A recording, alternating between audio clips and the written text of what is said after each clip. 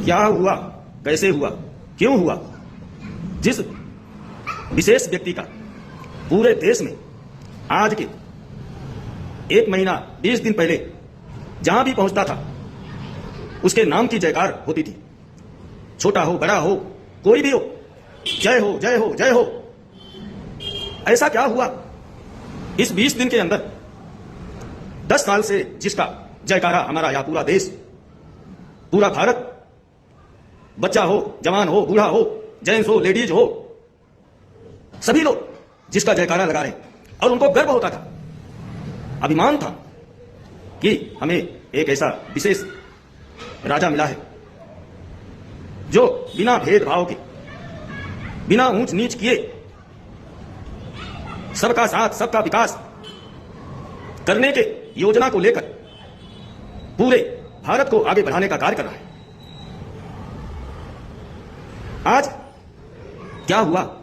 क्यों चारों तरफ आपकी तू तू तू तू हो रही है? क्यों लोग आपसे घृणा कर रहे हैं? क्या आपसे कहीं चूक हुई है?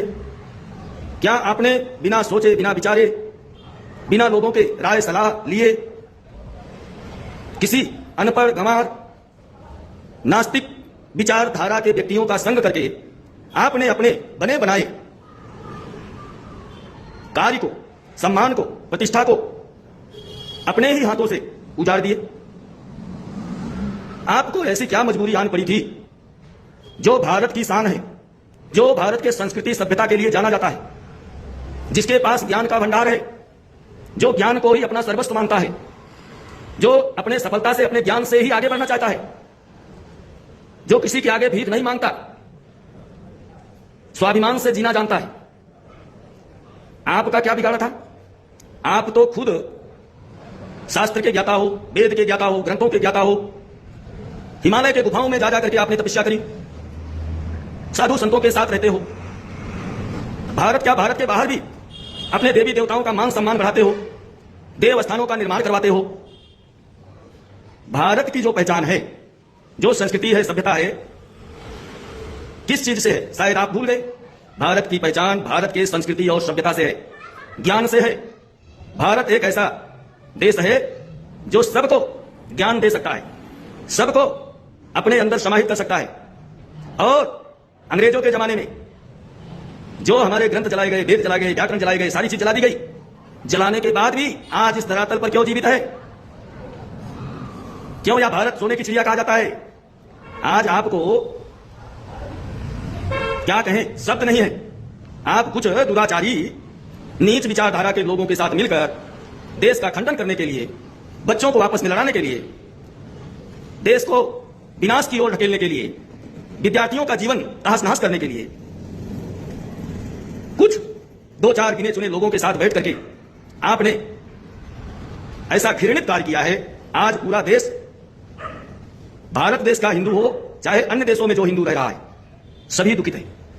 मैं आदरणीय श्री प्रधानमंत्री मोदी जी से विनम्र निवेदन करता हूं, बिना सोचे समझे, बिना राय सलाह लिए, बिना देश को बताए, बंद कमरे के अंदर भारत को तोड़ने की कोई भी योजना मत बनाना, कोई भी योजना या कोई भी कानून मत बनाना।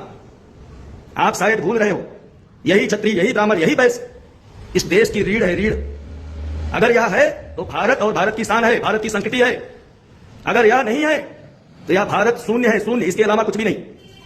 आज मुझे यह कहते हुए बहुत ही दुख हो रहा है कि आपने विद्यार्थियों के मन में क्या जहर घोल दिया। आपस में पटीदार लड़ते हो अलग बात, एक दूसरे से लड़ते हो अलग बात। अरे विद्यार्थी जीवन को आपने जहर बना दिया, जहर बना दिया। क्या आवश्यकता पड़ी? आप विचार करिएगा। आइंदा मेरी एक सलाह है कि ऐसा देश को तोड़ने वाला, सौहार्द को बिगाड़ने वाला, भाईचारे को खत्म करने वाला ऐसा कोई भी कानून मत बनाना। बनाने से पहले 100 बार सोच लेना। ऐसा कोई भी कानून हम स्वीकार नहीं करेंगे। जो जो आपने दिया है उसका दर्द, उसका दुख हम लोग झेल रहे हैं। आइंदा दोबारा कोई भी ऐसा कानून इस देश में नहीं चलेगा। यूजीसी कानून हो, सवर्णों को ताड़ना करने वाला कानून हो।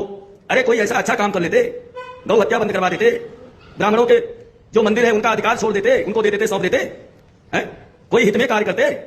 आप तो पूरा देश को बांटने और बर्बाद करने का कानून लेकर के आ रहे हैं। हमें कोई भी इस तरह का कानून बर्दाश्त नहीं है। महाराज आप ज्ञानी हैं, आप ग्रंथ भी जानते हैं, आप तपस्वी हैं, आप इस चीज पर विचार करें। और जीवन में आप क्या, आपके अलावा कोई भी हो, कोई भी आवे, कोई भी कुर्सी पर बैठे, कभी भी इस प्रकार की हिम्मत भी मत करना।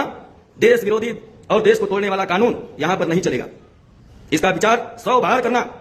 और इस गंदे और काले कानून का पूरा स्वर्ण समाज विरोध करता है, ये हम चलने नहीं देंगे। इसके लिए क्या है कि भाई कल मरना हो आज मरना पसंद करेंगे, कल मरना हो आज मरना पसंद करेंगे, लेकिन हमारा तो जीवन जैसे तैसे जी रहे हैं, लेकिन हम अपने बच्चों का भविष्य खराब होने नहीं देंगे और किसी को करने भी नहीं देंगे। इस बात का याद रखो और इस पर गहन विचार करो। ये साधारण बात नहीं है। भारत का हर स्वर्ण हिंदू सनातनी बिल्कुल बर्दाश्त नहीं करेगा। आप 2-4 लोगों को लेकर के, नास्तिक विचारधारा के लोगों के साथ बैठ करके, अनपढ़ लोगों के साथ बैठ करके आप देश के साथ इतनी बड़ी गद्दारी और इतनी बड़ी राजनीति करेंगे, देश बर्दाश्त नहीं करेगा। आप बड़े हैं, हम सबके सम्मानीय हैं, हम सभी लोग आपका सम्मान करते हैं, करते आए हैं, लेकिन आज आपने ऐसा घृणित कार्य किया कि जो 10 दिन पहले आपके नाम का जयकारा लगता था और देश को गर्व था कि हमारा राजा पूरे विश्व में भारत की डंका बजा रहा है, भारत के का लोहा मनवा रहा है, आज चारों तरफ थू थू थू हो रही है। इसके आगे मेरे पास और कहने के लिए कोई शब्द नहीं। आइंदा हमारे स्वर्ण समाज के नेता अभिनेता सभी लोग इस पर ध्यान रखें। अब क्या लेकर के समाज में जाओगे, क्या मुंह लेकर के समाज में जाओगे? अरे तुम्हारे आंखों के सामने तुम्हारे ही बच्चों को फांसी पर लटकाने का कानून पास होता है, कानून बनता है, और तुम लोग कान में रुई डाल करके, आंखों पर पट्टी बांध करके वहां पर बैठे हो। अब क्या लेकर के तुम समाज में जाओगे? तुम्हारा तो जड़ और पुलुई दोनों ही खत्म हो गई है। अब ना तो तुम्हें या बीजेपी टिकट देगी और ना तुम अब समाज में जा सकते हो। याद रखो, जब तुम अपने घर के बचाने के लिए, अपने देश को बचाने के लिए आवाज नहीं उठा सके, उसका विरोध नहीं कर सके, तो वह नेता, वह मंत्री, वह विधायक, वो प्रधानमंत्री नहीं देखेगा कि भाई ये व्यक्ति 10 लोग यहाँ बैठे थे और ये लोग जो है चूं तक नहीं कर रहे हैं। तो क्या होगा? हर व्यक्ति पहले अपना घर, बाद में दूसरे का घर। अपना रहेगा तो दूसरे का भी बनेगा, अपना नहीं तो किसी का भी नहीं बना सकते तुम। जय श्री सीताराम।